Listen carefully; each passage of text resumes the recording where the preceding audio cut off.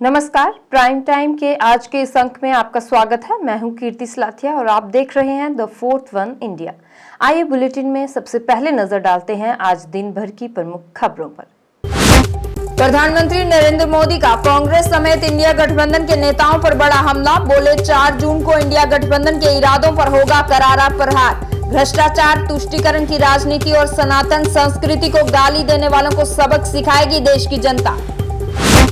अमित शाह के बयान पर भड़के दिल्ली के मुख्यमंत्री अरविंद केजरीवाल। केंद्रीय गृह मंत्री अमित शाह से पूछा, क्या दिल्ली के लोग पाकिस्तानी हैं? बोले 4 जून को अपने दम पर 300 से ज्यादा सीट लेकर आ रही है इंडिया गठबंधन की सरकार। महबूबा मुफ्ती ने कहा, पीर मुरीदी एक पवित्र रिश्ता है, इसका राजनीतिक इस्तेमाल दुर्भाग्यपूर्ण। नेशनल कॉन्फ्रेंस का नाम लिए बिना कहा, अनंतनाग राजौरी लोकसभा क्षेत्र के लोगों में किया जा रहा है डर पैदा। दूसरी पार्टी द्वारा किया जा रहा है सरकारी मशीनरी का दुरुपयोग। भारतीय जनता पार्टी ने शोपियां जिला प्रशासन के खिलाफ श्रीनगर में किया विरोध प्रदर्शन। शोपियां में आतंकवादियों द्वारा गोली मारकर पूर्व सरपंच की हत्या की उच्च स्तरीय जांच की मांग। जिला प्रशासन शोपियां पर लगाया सुरक्षा में लापरवाही का आरोप। तो ये थी आज दिन भर की कुछ बड़ी खबरें और बुलेटिन में अब आगे बढ़ते हैं और देखते हैं खबरों को विस्तार के साथ। लोकसभा चुनावों के 5वें चरण का मतदान कल पूरा हो गया है और अब आखिरी 2 चरणों का मतदान बाकी है। जैसे जैसे चुनाव आखिरी चरणों की ओर बढ़ रहे हैं, वैसे वैसे राजनीतिक दलों के हमले भी तेज हो गए हैं। प्रधानमंत्री नरेंद्र मोदी ने आज कांग्रेस समेत विपक्षी दलों के इंडिया गठबंधन के नेताओं पर जमकर हमला किया। पीएम ने कहा कि 4 जून को इंडिया गठबंधन के इरादों पर करारा प्रहार होगा। बिहार के मोतिहारी में एक बड़ी जनसभा को संबोधित करते हुए पीएम मोदी ने जनसमूह से केंद्र में मजबूत सरकार बनाने का आह्वान करते हुए कहा कि मजबूत सरकार अपने परिवार को मजबूत करने के लिए नहीं बल्कि गरीब लोगों को मजबूत बनाने के लिए जरूरी है। पीएम ने इंडिया गठबंधन के नेताओं पर हमला करते हुए कहा कि जनता इनके इरादों पर प्रहार करेगी और जनता देश में भ्रष्टाचार, तुष्टीकरण की राजनीति और सनातन संस्कृति को गाली देने वालों को सबक सिखाएगी। पीएम मोदी ने कहा कि देश में अपराधी, माफिया, जंगलराज और महिला विरोधी मानसिकता पर यह प्रहार होगा। रामलला की प्राण प्रतिष्ठा कार्यक्रम का निमंत्रण ठुकराने को लेकर कांग्रेस समेत विपक्षी इंडिया गठबंधन के नेताओं पर प्रधानमंत्री नरेंद्र मोदी ने निशाना साधते हुए कहा कि ये एक ऐसे इंसान जिसे अदालत ने चोरी करने के गुनाह में सजा दी है, जो जेल काट रहा है, बीमारी के कारण उसे घर आने का अवसर मिला है, उसके घर जाकर इन्हें बढ़िया बढ़िया खाना पकाकर खाने की फुर्सत है, लेकिन इनके पास रामलला के यहाँ जाने की फुर्सत नहीं है। वालों के इरादों पर सबसे बड़ा प्रहार होगा। ये प्रहार होगा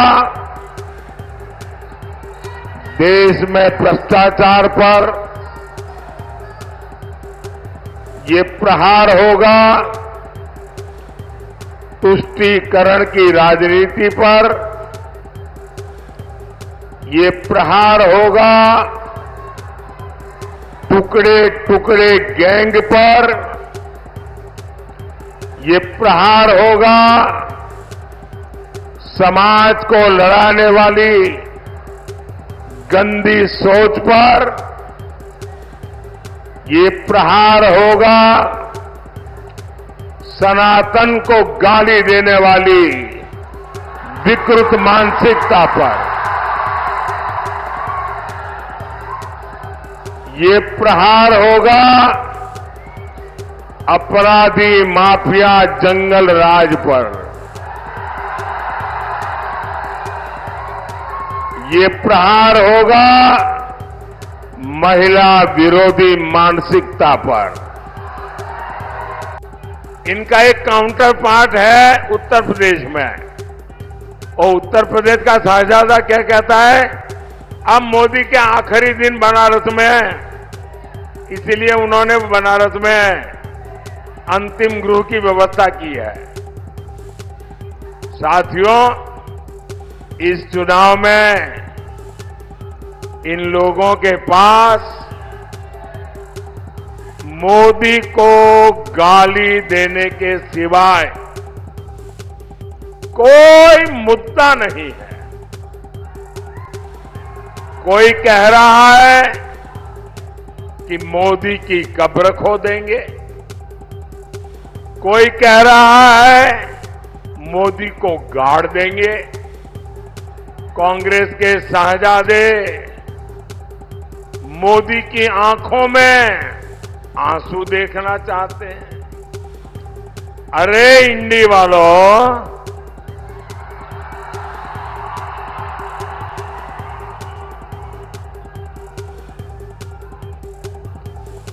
अपनी मनमानी से आपकी इच्छा से अब देश नहीं चलता। इंडी वालों की आंखों में भले ही मोदी खटकता हो, लेकिन देश के लिए, देश के दिल में मोदी है। हर दिल में मोदी है और हर दिल एक ही बात कह रहा है, फिर एक बार, फिर एक बार, फिर एक बार। दिल्ली के मुख्यमंत्री अरविंद केजरीवाल ने दावा किया है कि 4 जून को मोदी सरकार जा रही है। आज एक प्रेस कॉन्फ्रेंस में अरविंद केजरीवाल ने कहा कि 5वें चरण का चुनाव खत्म हो गया है और जैसे जैसे चुनाव होते जा रहे हैं वैसे वैसे साफ होता जा रहा है कि 4 जून को मोदी सरकार जा रही है और इंडिया गठबंधन की सरकार आ रही है। केजरीवाल ने कहा, कई लोगों ने सर्वे किए हैं और उनमें ये निकलकर सामने आ रहा है कि इंडिया गठबंधन को अपने दम पर 300 से ज्यादा सीट मिल रही है और देश में साफ सुथरी और स्थायी सरकार बनेगी। केजरीवाल ने अमित शाह पर निशाना साधते हुए कहा कि प्रधानमंत्री ने आपको अपना वारिस चुना है, तो क्या आपको इसका अहंकार हो गया है? अभी तो आप पीएम बने नहीं हैं। अरविंद केजरीवाल ने कहा कि केंद्रीय गृह मंत्री अमित शाह दिल्ली आए थे और दिल्ली आकर उन्होंने देश के लोगों को गाली दी है। उन्होंने कहा कि आम आदमी पार्टी के सपोर्टर पाकिस्तानी हैं। उनसे पूछना चाहता हूं कि दिल्ली के लोगों ने हमें वोट दिया, पंजाब के लोगों ने हमें वोट दिया, गुजरात के 14% लोगों ने हमें वोट दिया, क्या वह भी पाकिस्तानी है? अरविंद केजरीवाल ने आगे कहा कि आप मुझे गाली दीजिए लेकिन जनता को गाली मत दीजिए। उन्होंने कहा कि आम आदमी पार्टी के सपोर्टर पाकिस्तानी हैं। मैं उनसे पूछना चाहता हूं, दिल्ली के लोगों ने हमें 62 सीट 56% वोट शेयर देके सरकार बनाई है, क्या दिल्ली के लोग पाकिस्तानी हैं? पंजाब के लोगों ने हमें 117 में से 92 सीट्स देके सरकार बनाई है, क्या पंजाब के लोग पाकिस्तानी हैं? गुजरात के लोगों ने हमें 14% वोट दिया, क्या गुजरात के भी लोग पाकिस्तानी हैं? गोवा के लोगों ने हमें प्यार दिया, विश्वास दिया, क्या गोवा के लोग भी पाकिस्तानी हैं? पंचायत के चुनाव में, म्यूनिसिपैलिटी के चुनाव में उत्तर प्रदेश में, आसाम में, मध्य प्रदेश में और देश के कई हिस्सों में आम आदमी पार्टी के पंच, सरपंच, म्यूनिसिपल मेयर, काउंसलर चुने गए जगह जगह, क्या इस देश के सभी लोग पाकिस्तानी हैं? ये क्या बात कर रहे हैं आप? आपको प्रधानमंत्री जी ने अपना वारिस चुना है, इस बात का आपको इतना अहंकार हो गया कि आप लोगों को गालियां देने लगे, धमकियां देने लगे। अभी तो आप पीएम बने नहीं हैं और आपको इतना अहंकार हो गया। आपकी जानकारी के लिए बता दूं कि आप पीएम नहीं बन रहे हैं, क्योंकि 4 जून को लोग बीजेपी की सरकार नहीं बना रहे हैं। बीजेपी जा रही है, थोड़ा अहंकार कम कीजिए और जनता को गाली मत दीजिए। आपकी दुश्मनी मेरे से है, आप मुझे गाली दे लीजिए, लेकिन देश की जनता को अगर गाली देंगे तो ये कोई बर्दाश्त नहीं करने वाला। कल योगी जी भी दिल्ली आए थे। योगी जी ने भी आकर दिल्ली में मुझे काफ़ी गालियां दी। मैं योगी जी से पूरी विनम्रता के साथ कहना चाहता हूं, योगी जी, आपके असली दुश्मन तो आपकी पार्टी में बैठे हैं, मुझे गाली देने से क्या फ़ायदा? प्रधानमंत्री जी और अमित शाह जी आपको यूपी की कुर्सी से हटाने का पूरा प्लान बना चुके हैं, आप उनसे निपटिए ना। आप केजरीवाल को क्यों गाली दे रहे हैं बेकार में?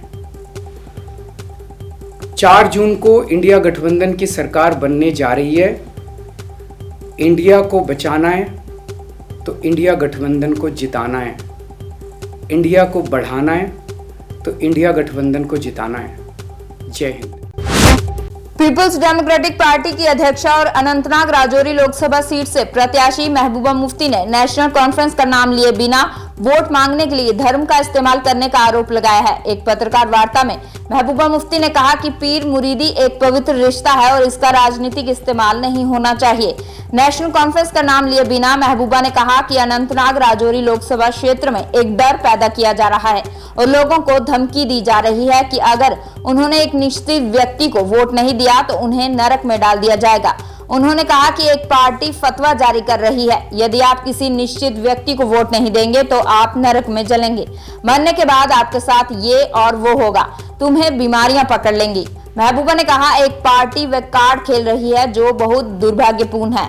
वहीं दूसरी पार्टी बीजेपी के कंधों से गोली चला रही है और लोगों को धमका रही है और ब्लैकमेल कर रही है। महबूबा मुफ्ती ने कहा कि अधिकारियों और कर्मचारियों पर दबाव बनाने के लिए सरकारी मशीनरी का दुरुपयोग किया जा रहा है और उन्हें धमकाया जा रहा है। के बाद आपके साथ वो होगा, आपको बीमारियां लग जाएंगी।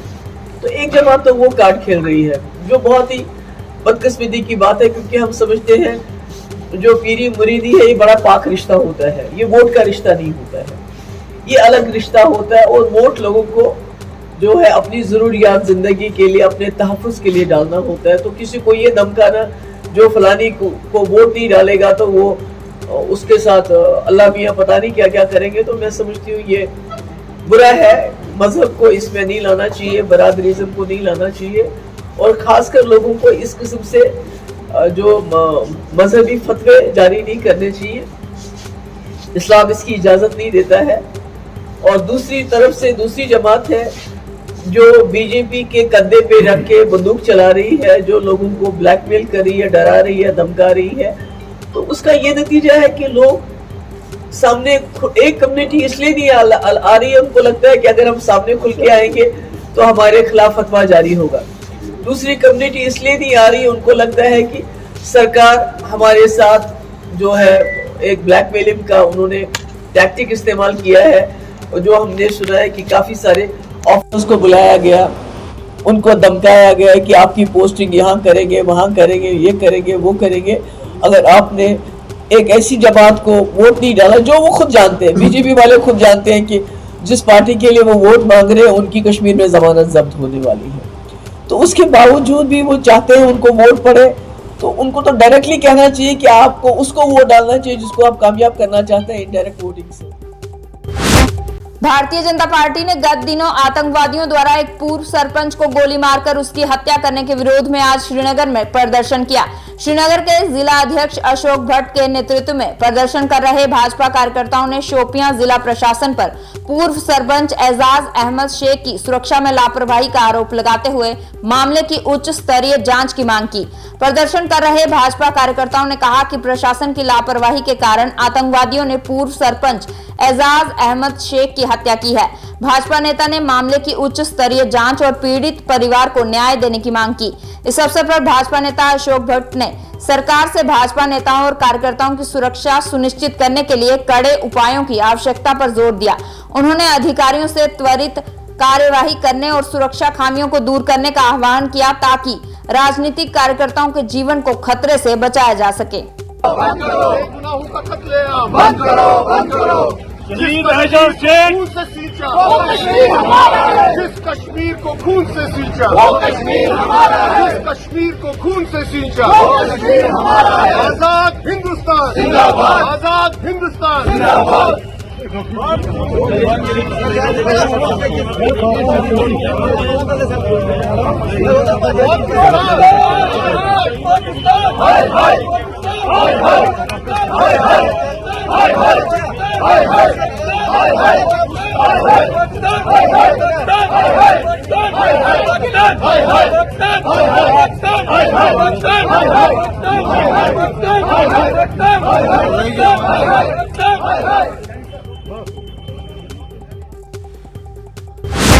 पूर्व प्रधानमंत्री और कांग्रेस नेता राजीव गांधी की आज 33वीं पुण्यतिथि है और सारे देश ने आज उन्हें श्रद्धांजलि दी।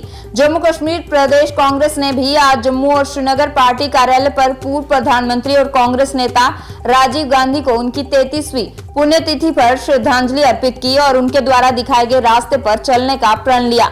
इस अवसर पर जम्मू कश्मीर प्रदेश कांग्रेस के कार्यकारी अध्यक्ष रमन भल्ला, पूर्व मंत्री मूला राम, कांग्रेस के वरिष्ठ नेता हरि सिंह चिब सहित कांग्रेस के कई नेता और कार्यकर्ता भी पूर्व प्रधानमंत्री और कांग्रेस नेता राजीव गांधी की 33वीं पुण्यतिथि के उपलक्ष्य पर आयोजित किए गए श्रद्धांजलि कार्यक्रम में मौजूद रहे। पंचायतों को मजबूती मिले, हिंदुस्तान 21वीं सदी में कंप्यूटर युग में प्रवेश करे। आज उनका सपना साकार यहाँ पर हुआ और हिंदुस्तान अगर बुलंदियों को छू रहा है तो उसमें इनका बड़ा योगदान था, क्योंकि नौजवानों को एम्पावर करने के लिए उन्होंने कदम उठाए और कदम उठाते हुए नौजवानों को राजनीति में पार्टिसिपेट करना, चुनाव लड़ना और लड़वाना का अधिकार उन लोगों ने यहाँ पे दिया, वोटिंग एज कम करके। मैं समझता हूँ बहुत ही बड़ा महत्वपूर्ण फैसला था। आज युवा वर्ग जो फख्र महसूस करता है कि स्वर्गीय राजीव गांधी ने जो अपने दौर में नौजवानों के लिए किया, दूसरा कोई नहीं कर सका। आज हम उनको श्रद्धा के पुनर्पद करते हैं। इंडियन पीस कीपिंग फोर्स ये भी उनका योगदान रहा। वो चाहते थे कि दुनिया के बार में हमेशा शांति का माहौल यहाँ पर रहे और अपना बेहतरीन कदम उन्होंने यहाँ पर उठाए सेकुलरिज्म को महसूस करने के लिए। जो भी टर्म उनको मिला, अमेठी में भी चुनाव लड़े, जीत के यहाँ पे आए, लीडर ऑफ अपोजिशन भी रहे। एशियन में ओलंपिक गेम्स थे, उन्होंने बतौर जनरल सेक्रेटरी ऑनर्स करते हुए बहुत बड़ा योगदान यहाँ पे किया कि स्पोर्ट्स एक्टिविटी में भी हिंदुस्तान आगे की ओर यहाँ जा सकता है। हम चीज़ों को ध्यान में रखते हम उनको श्रद्धा के सुमन करते हैं। उत्तरी कश्मीर के बारामूला के पुराने शहर में झेलम नदी पर मछली पकड़ने गया एक 55 वर्षीय व्यक्ति झेलम नदी में डूब गया। मिली जानकारी के मुताबिक बारामूला के काकर हमाम का रहने वाला 55 वर्षीय मोहम्मद सुभान डोबी सोमवार की शाम झेलम नदी पर मछली पकड़ने के लिए गया था और पैर फिसलने से वह झेलम नदी में गिर गया। घटना का पता चलते ही स्थानीय लोगों और बारामूला पुलिस ने बचाव अभियान शुरू किया। बचाव अभियान के दौरान एसडीआरएफ के जवानों ने झेलम नदी में डूबे मोहम्मद सुभान की तलाश की, पर पानी का तेज बहाव बचाव दल के लिए बड़ी चुनौती बना है।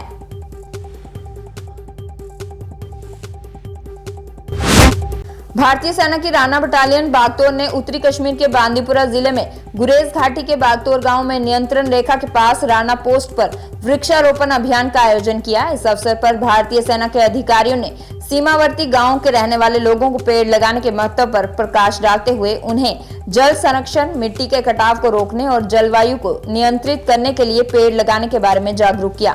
वृक्षारोपण अभियान के दौरान इलाके के लोगों ने भी पौधे लगाए और भारतीय सेना के प्रयासों की सराहना की।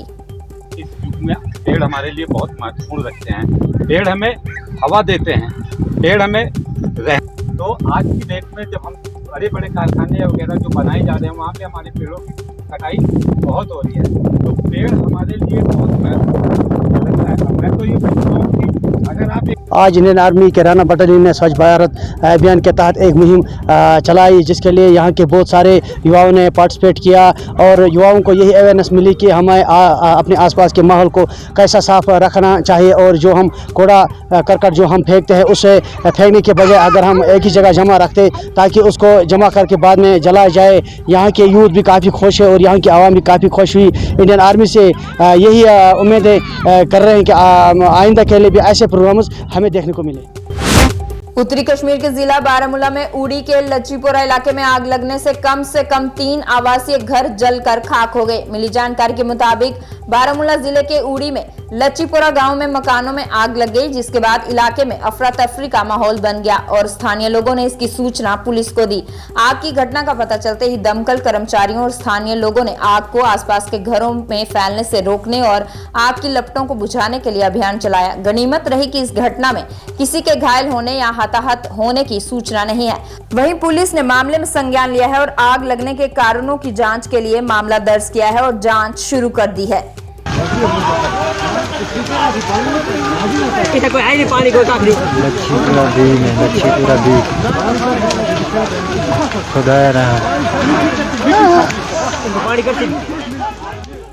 प्राइम टाइम के आज के इस अंक में बस इतना ही। इसके साथ ही हमारी सारी टीम को दीजिए इजाजत और आप जुड़े रहिए द फोर्थ वन इंडिया के साथ। धन्यवाद, शुभ रात्रि।